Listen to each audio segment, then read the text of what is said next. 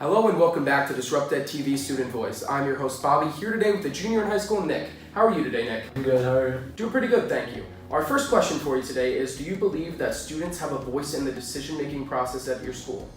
I think that we do, and because our school puts out a lot of surveys and they ask us a lot of questions on things that we want to improve for our school.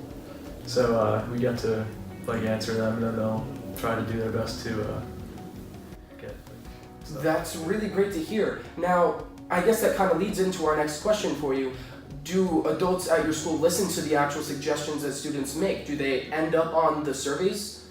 Yeah, adults will probably take our questions that we answer, and then they'll have meetings to see how they can improve the things that we have answered. That's really great. Now, what tends to be on those surveys outside of student suggestions? Upgrades in technology and the ways that we use our resources to learn.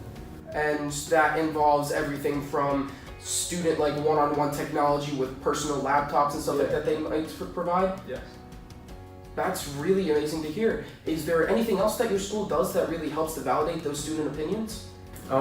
They call student council meetings a lot, and they have votes that represent each grade, and they decide on things to improve the school. Awesome. How does that make you feel as a student?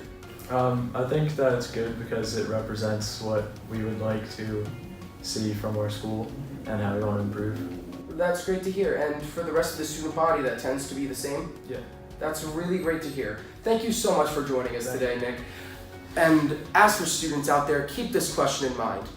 Does your school validate student voice? And if it does, what can you do to help make the school better?